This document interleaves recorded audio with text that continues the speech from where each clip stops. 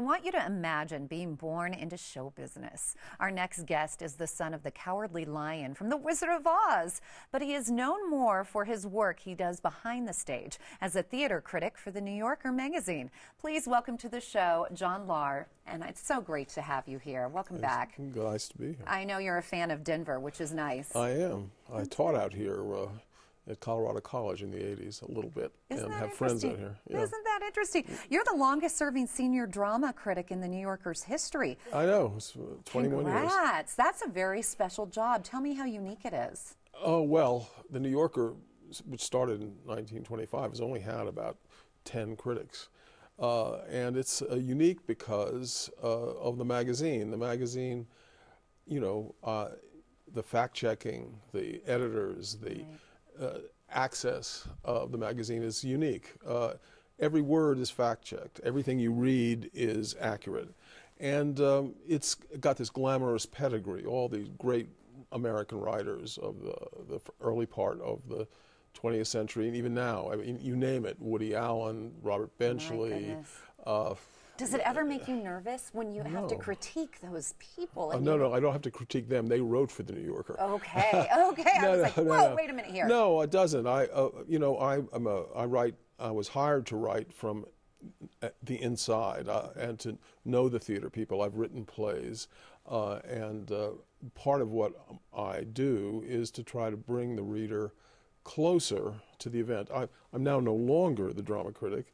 But I write profiles, and the idea is really the same, which is to really just to bear better witness to the world of the theater, which I know. And when I noticed in the little picture you showed before this segment, that image of me looking at my father and my father looking at himself really says a lot, because I wrote a book about my father, and what I'm trying always to do is to sort of understand the nature of performance and the nature of celebrity, which is always a bit of a mystery when you're living with it.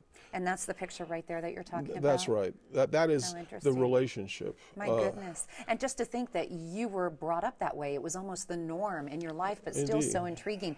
Speaking of books, you have a new book out, Joyride, and that's a collection of some of your most popular and engaging New Yorker profiles. About playwrights and directors, and to show the synergy between the work and the person who made it. You know, one of the problems I have with a lot of theater going is that people see a play out of context, and it's nice for them to know about the play, the playwright. It makes it more interesting, and it makes the theater more alive. And my job is to sustain the theatricals and the discussion. I mean, I noticed, for instance, that here you have in Denver an amazing theater complex. I was going to ask you about that. And no drama critic.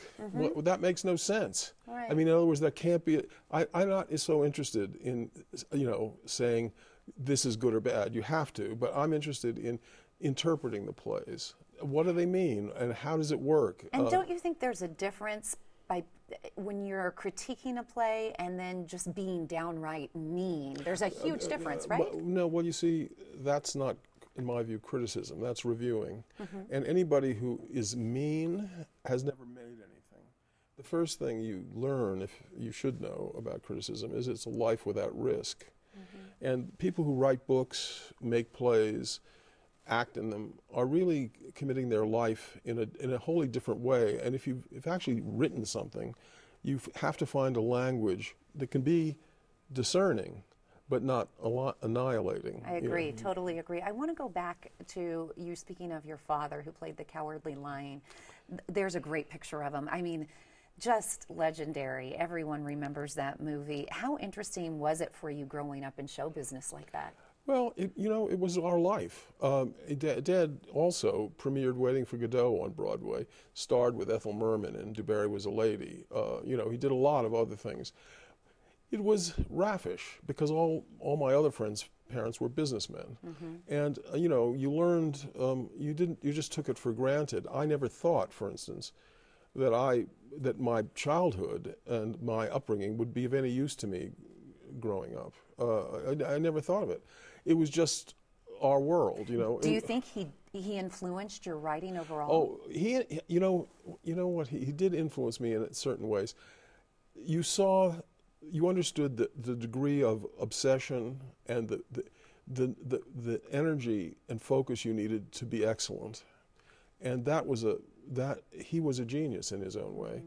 And the thing that he taught, which I still have, was the ambition to corrupt an audience with pleasure, to really get to them and delight them. Now, criticism, I make, as I said, the distinction between criticism and reviewing.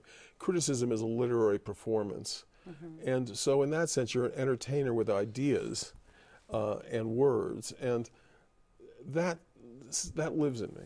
You can tell you love what you do. You have so much passion. You're going to be at the Tattered Cover Colfax at 7 p.m. talking about your new book, Joyride. But I also want to mention another book that you wrote, Tennessee Williams' Mad Pilgrimage of the Flesh. What drove you to write that? Well, that's exactly the same thing. Williams, as great as he was, in all the books that were written after he died in 1983, there were 40 of them, nobody really discussed the plays or the plays in relationship to his life. And there was a great critical need to explain this man and how the relationship, which Williams knew and said existed between his life and the plays, which chart the change in his inner atmosphere, his inner climate.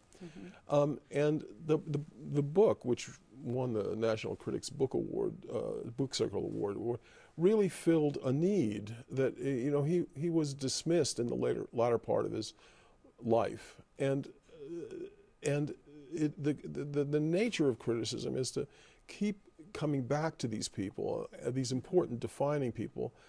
I mean, Williams wrote over 70 plays. And with you reviving him, you just show us how magical he was to us. Well, I want to thank you so much. They're telling me to wrap. I could talk to you for absolutely hours, but our viewers are going to be able to meet you in person tonight. I hope so. Well, it was delightful. Thank you. 7 p.m. at Tattered Cover Colfax. And you know what? I want to thank you also for the endorsement that you gave to our theater district here in Denver.